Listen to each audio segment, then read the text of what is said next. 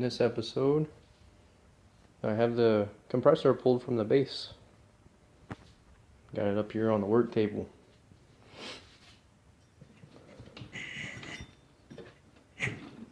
Don't want to do that too much because today I found out something that I didn't really want to find. Just to put it like that in an awkward sense. And that is, it's open down there. I really thought that, excuse me, there would be maybe something covering all this important stuff up. The connecting rod, I guess you'd still call it, on one of these. Turn over where you can see it in the light. It's pretty disgusting in there. And yeah, I'm not sure how much life is left in this thing. I was able to find a model number where one should be, and I can't really make it out right now. I'll be able to once I get this little pulley off of here. But yeah, I'm gonna have to start cleaning it up, so I'll show you what it looks like when I get done.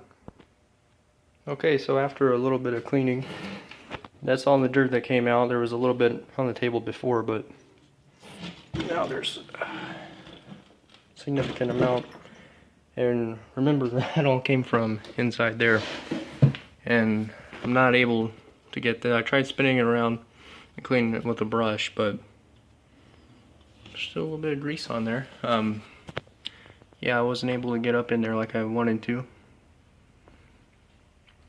And I did find out that there's a bolt that runs all the way through each side of the compressor on both sides, and that's what holds essentially both halves together, because there's a seam right here. And I found out there's another side model number on the side, so I'll look that up and let you know. But not really sure what to do now. I guess give it a further inspection. That's all you really can do. The phone ringing somewhere. So I might go ahead and take, yeah, everything on this engine seems to be held together with these little flathead bolts. This was actually holding it onto the base of the compressor. It actually screws up underneath. And these are threaded holes right here. And somehow I wasn't able, or I didn't have to use what is it, WD-40, any sort of lubricant to free them up. A lot of pulling the pry bar and screwdriver. Anyways, I'll go ahead and get this pulley off next. And I don't know, I don't necessarily, it sounds like it has compression. It doesn't seem to be a leak or anywhere, so I might not dive in and take everything apart. I will replace this, however. Of course, it's gone, beyond gone. So yeah, I'll look at getting this off real quick, and yeah, that'll be it for this video. So hold on just a sec. Alright, so unsticking that was unsuccessful. It's still on there. So WD-40 will be needed for that, that's for sure. I'm really starting to wish I had an air compressor right now to blow off all that dirt. But that's okay. I'm gonna move on and see if I can get this undone.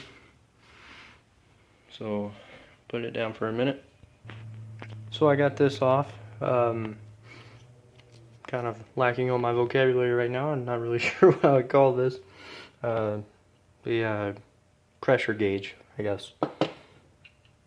But there's a nut for it, and here's the opening. I'm gonna try not to get any dirt down there, which it probably wouldn't hurt it any more than it already is. Let's see, I'm gonna wipe it down real quick.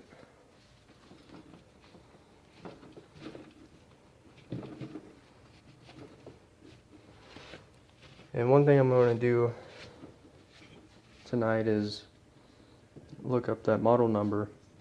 See if I can get that. There's a spider right there. Let's see if I can get that model number off of it. Let's see about looking up, finding parts for it, or at least knowing a brand name.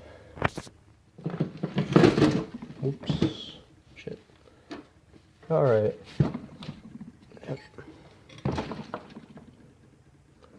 Looks like that model name is 540-H. So I'm gonna have to look that up, and I'll let you know in the next video. Thank you for watching.